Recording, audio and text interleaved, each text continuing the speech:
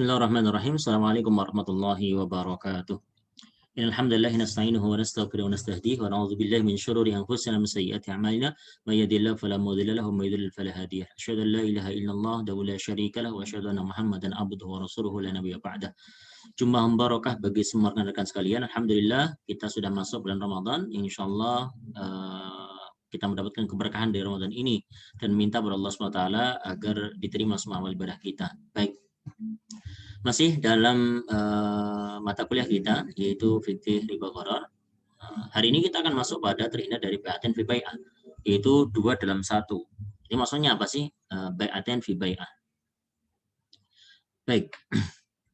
Saya pembelajaran dari pertemuan kita. Pertama, ketika teman-teman sudah menyelesaikan dari sesi ini, insya Allah diharapkan memahami konsep bai'atain fi bai'ah, konsepnya, konseptualisasinya. Yang kedua, mengetahui penjelasan ulama terkait dengan bai'atain fi bai'ah. Bagaimana para ulama menjelaskan, menginterpretasikan bai'ah fi bai'ah dan juga ada beberapa prakteknya. Yang terakhir, mengelaborasikan praktek dan aplikasi kontemporer bai'atain fi bai'ah. Jadi nanti beberapa contoh bagaimana bai'atain fi bai'ah, terus solusi yang diberikan. Materi kita pada kali ini yaitu ada 4 poin. Pertama, kita bicara substansi dan hukum, ketentuan hukum bai'atain fi bai'ah. Yang kedua, kita bicara ta'aluk dalam akad. Apa sih ta'aluk itu? Yang ketiga, maqasid dan contoh praktek bai'atain fi bai'ah. Yang terakhir, transaksi 2-in-1 atau bai'atain fi bai'ah dalam fatwa-fatwa DSN MUI. Baik, kita mulai dari substansi dan ketentuan hukum bai'atain fi bai'ah. Apa sih sebenarnya ketentuannya atau landasannya dari mana? Kok ada istilah bai'atain fi bai'ah? Maka kalau kita merujuk, ada beberapa hadis Rasulullah Muhammad SAW dalam periwayatan berbagai macam ya. Itu menjelaskan terkait tentang bai'atain fi bai'ah. 2 transaksi dalam 1, 2-in-1. Itu diantaranya hadisnya mana? Hadis yang pertama, ini yang masyhur, populer sekali. Bismillahirrahmanirrahim. An Abi Hurairah radhiyallahu anhu qala anna Nabiyya sallallahu alaihi wasallam naha an bai'ataini fi bai'ah. Rawahu At-Tirmidzi wa qala hadisun hasanun sahih. Dari sahabat Abi Hurairah, semoga Allah SWT meridainya, ia berkata, sesungguhnya Rasulullah Muhammad sallallahu alaihi wasallam apa? Naha an bai'ataini fi bai'ah. Melarang 2 akad dalam 1 akad. 2 transaksi dalam 1 transaksi. Rawahu Tirmidzi, periwayatan Imam Tirmidzi, dan beliau berkata adalah apa? Hadis ini hasan dan sahih. Hadis yang kedua bagaimana? Nah, hadis yang kedua dari periwayatan Imam Ahmad, dan sebenarnya tidak cuma Imam Ahmad ya, beberapa yang lain mencantumkan. Yaitu bismillahirrahmanirrahim an Abdullah bin Mas'ud radhiyallahu anhu qala anna an-nabiy sallallahu alaihi wasallam naha an safqataini fi safqah. Nah, redaksian pada hadis yang kedua ini dengan kalimat safqataini fi safqah. Nah, dari sahabat Abdullah bin Mas'ud beliau berkata, sesungguhnya Rasulullah Muhammad sallallahu alaihi wasallam melarang 2 akad dalam 1 akad. Meriwayatkan Imam Ahmad. Jadi ada istilah safqataini fi safqah. Safqah itu apa? Lapisan, 2 lapisan dalam 1 lapisan. Maksudnya apa? Yaitu 2 akad menjadi 1 akad. Ini pelarangan dari hadis yang muncul. Sekarang yang ketiga hadisnya. Nah, ketika yang ketiga ini, rekan-rekan sekalian, ini sudah dalam bentuk contoh. Dari siapa? An Amr ibni Shu'aib, an abihi, an jaddihi, anir rasuli. Qala, la yahillu salafun wala bay'un wala syartani fi bay'in wala ribhu ma lam yadman wala bai'u ma laysa 'indak. Rawahu al-Hakim wa qala fil Mustadrak hadisun sahih. Dari Amr ibn Shu'aib, an abihi dari bapaknya, an jaddi dari kakeknya, anir Rasul dari Rasulullah Muhammad SAW, qala beliau bersabda, la yahillu salafun wala wa bai'un. Tidak boleh menggabungkan akad salaf, akad pinjaman, qard, wa bai' dan juga jual beli. Wala syartani fi bai'in, dan tidak boleh menggabungkan 2 syarat dalam 1 akad jual beli.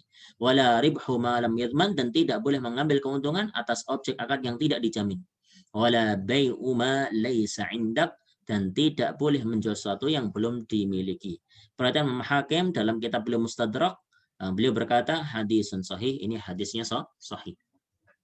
Nah, ini bagaimana para ulama kita menerangkan dari ketiga hadis ini. Ini sebenarnya ada beberapa keterangan yang lain, ya, kayak safqat ini safqah, bai'atain bai'at, ini dari periwayatan yang lain juga ada tambahan-tambahan yang lain. Tapi yang umum adalah posisi kalimat pertama adalah bai'ataini fi bai'ah, terus yang kedua safqataini fi safqah, dan ini adalah posisi yang paling gamblang, la yahillu salafan wala bai'un. Ini contoh. Sekarang kita lihat bagaimana keterangan ulama kita. Nah, substansi dan ketentuan hukumnya bagaimana sih? Dari ketiga hadis tersebut menunjukkan bahwa 2 in 1 itu dilarang dalam Islam. Istilah bai'ataini fi bai'ah atau safqataini fi safqah itu sinonim. Mirip-mirip dan sama, punya makna yang sama. Keduanya maknanya sama, yaitu 2 akad dalam 1 akad, 2 in 1. Sedangkan hadis yang ketiga dari Rasulullah SAW memberikan contoh, yaitu apa? Terkait tentang praktik 2 in 1, yaitu apa? Jual beli dan pinjam minjam. Jadi peminjaman tidak boleh digabung dengan jual beli. Itu dalam contohnya. Maka yang dilakukan secara paralel, kalau terjadinya dengan secara paralel, inilah yang menjadi titik poinnya. Karena akad jual beli dan pinjam minjam hanya sekedar contoh, maka praktek-praktek yang lain 2 in 1 itu masih banyak lagi, dan khususnya bisnis kontemporer yang terjadi saat ini. Kita lihat, ada istilah namanya ta'alluq, ta'liq. Dari kata-kata allaqa yu'alliqu ta'liqun, ta'alluqun. Maksudnya apa? Menggantung. Jadi ada istilah namanya ta'liq, digantungkan, dipersyaratkan harus seperti ini. Maka kalau dia terkait dan bergantung, bagaimana? Kita lihat. Ta'alluq adalah apabila kita dihadapkan 2 akad yang saling dikaitkan. Maka akad pertama akan terjadi jika tergantung pada akad kedua. Jadi artinya ada 2 akad yang memang akad ini saling berkesinambungan. Kalau dia begini, maka yang satu begini. Artinya ada konsekuensi yang memang mau tidak mau saling berkaitan dan nanti bisa membatalkan dengan satu yang lain. Contohnya, para ulama memberikan keterangan ketika kalimat bai'atin bai'ah itu adalah bai'ul inah. Keterangannya pada bai'ul inah. Ini contohnya ya. Ketika misalkan ada seorang Bapak A menjual barang XYZ seharga 120 juta secara cicilan kepada Bapak B. Dengan syarat bahwa Bapak B harus mengembalikan, menjual balik barang XYZ-nya tersebut kepada Bapak A secara tunai dengan harga 1 juta.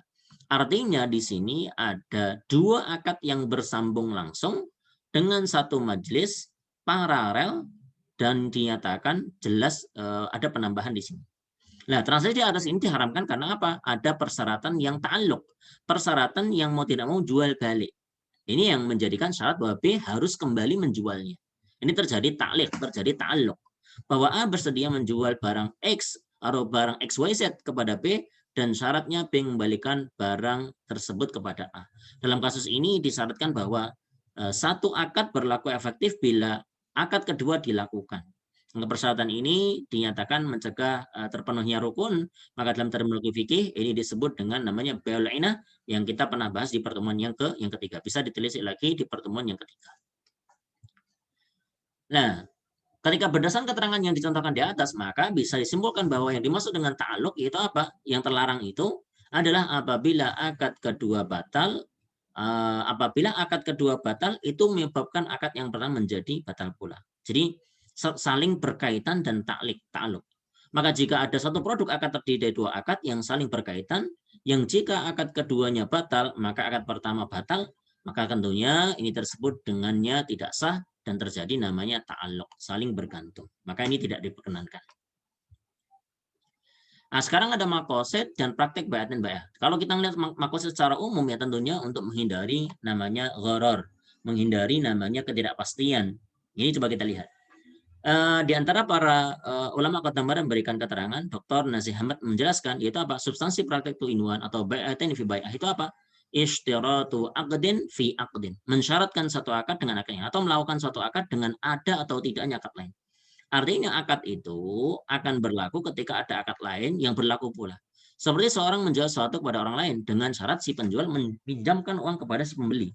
Jadi dengan ketentuan yang ta'liq, menggantung. Jadi orang akan menjualkan barangnya kepada orang lain ketika si penjual meminjamkan uang kepada si pembeli. Jadi ini terjadi ta'liq. Maka dengan syarat ini maka akad pertama akan menjadi tidak sah dan menjadi tidak pasti, yaitu gharar, termasuk harga barang juga menjadi tidak jelas. Jika harga tidak jelas, maka keuntungan dan barang yang diperjualbelikan tidak jelas pula.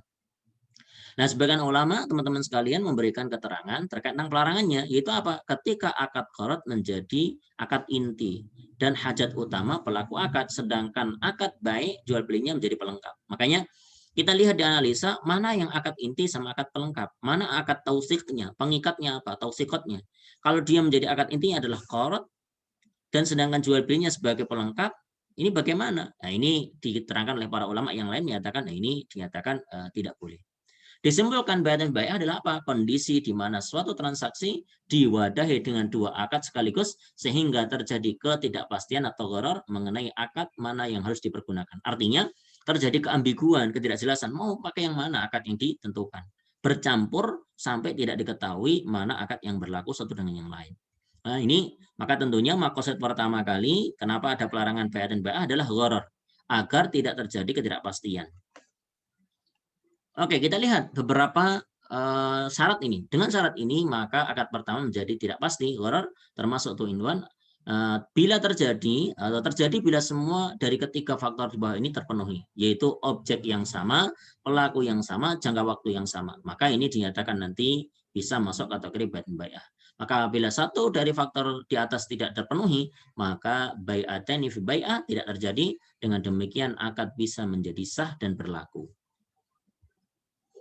Oke, kita lihat contoh posisi bai'atain fi bai'ah. 2 dalam 1 yang terjadi. Contoh, yaitu adalah transaksi lease and purchase. Jadi sewa dan beli. Dalam transaksi ini menjadi gharar dalam akad. Kenapa? Karena ketidakpastian ada unsur ghararnya di mana akad yang berlaku. Jadi akad jual beli atau sewa. Karena itu maka transaksi sewa beli ini diharamkan. Jadi artinya apa? Orang dia nyewa sekaligus beli. Ini gimana? Sewa atau beli? Orang nyewa sekaligus beli. Nah, ini yang menjadi kerancuan. Dia sekaligus membeli tapi sekaligus dia menyewa. Itu tidak jelas. Dalam transaksi ini terjadi namanya ta'alluq, terjadi gharar dalam akad karena ada ketidakjelasan akad mana yang berlaku. Akad jual beli atau akad sewa. Karena itulah maka transaksi sewa beli ini diharamkan atau tidak diperkenankan. Contoh yang lain misalkan, ini contoh yang lain ya. Seseorang berkata, ini yang sering kita ilustrasikan ya di kelas ya. Terkait tentang tunai dan juga posisi cicil. Aku jual baju ini kepadamu dengan tunai, yaitu 10 dirham. Tapi ketika kredit menjadi 200 dirham. Namun kedua pihak itu terpisah, belum ditentukan harga yang mana yang dipilih. Padahal barangnya sudah diambil pembeli. Jadi artinya terjadi keambiguan. Mau yang cash atau mau yang cicil, mau yang mana? Maka jika mereka berpisah dan telah menentukan satu harga yang telah ditawarkan, maka diperbolehkan jika disepakati dalam satu harga. Artinya boleh ada cicil sama cash itu dengan harga yang berbeda selama mereka sudah menyatakan di awal, oke, cicil. Maka yang di stick atau yang ditekankan adalah cicil. Kalau yang cash maka cash. Itu seperti itu. Seorang menawarkan, aku jual budakku kepadamu dengan syarat kamu jual kudamu kepadaku. Jadi ada yang saling pertukaran ABCD seperti ini. Nah, kita lihat dari bai'atain fi bai'ah dalam fatwa di SNMUI. Contoh adalah praktek yang terjadi pada pegadaian syariah. Ini rohan yang berlaku ya. Di sini ada 3 konstruk akad yang terdiri. Pertama adalah qarat, yang kedua rohan, yang ketiga ijarah. Qarat apa? Di mana lembaga keuangan syariah LKS sebagai muqrid, yaitu pihak yang meminjamkan uang, dan nasabah sebagai muqtarid, pihak yang menerima pinjaman. Yang kedua rohan yang terkonstruk adalah rohan itu sendiri, di mana LKS sebagai murtahin, pihak yang menerima agunan, dan nasabah sebagai rohin, pihak yang menyerahkan agunan. Jadi ada agunannya satu barang, rohannya yang diberikan atau marhunnya yang diberikan kepada LKS. Sedangkan yang ketiga ada ijarahnya di mana LKS sebagai mustajir, pihak yang menyewakan, dan nasabah sebagai mu'jir, pihak yang menyewa. Maksudnya apa? Bukan sewa menyewa uang, tapi adalah kepada barangnya tadi yang dititipkan. Maka ketentuan agar tidak terjatuh pada bai'ah dan bai'ah itu apa? Satu, ketika akad ini dilakukan secara terpisah. Jadi satu. Bukan menjadi kesatuan yang satu, tapi selesaikan satu dulu, baru yang kedua, baru yang ketiga. Emas sebagai barang yang digadaikan, maka jika di tangan murtahin yaitu LKS, maka membutuhkan biaya pemeliharaan namanya nafaqatul marhun. Makanya ada akad yang ijarah di situ. Maka menggunakan di sana ada nafaqatul marhun karena disimpan, store dan sebagainya. Terus contoh yang kedua adalah sale and leaseback. Akad yang berlaku pada kontrak sale and leaseback terdiri dari 2 akad, yaitu akad bai' dan ijarah. Akad kedua ini atau agar kedua akad ini tidak termasuk kategori bai'atain fi bai'ah yang diharamkan, maka harus mengikuti ketentuan-ketentuannya. Pertama, satu, kedua akad tersebut dilakukan secara terpisah. Yang kedua, kedua akad tersebut harus berdiri sendiri. Maksudnya ijarah dilakukan setelah akad bai' telah selesai dilakukan. Artinya ya, bai' dulu selesaikan jual belinya, baru setelah itu melakukan namanya ijarah. Kurang lebih seperti itu. Wallahu a'lam bishawab. Nanti kita akan lebih banyak diskusi dan insya Allah nanti ada keterangan yang lebih lengkap terkait tentang akad murakkabah, akad hybrid.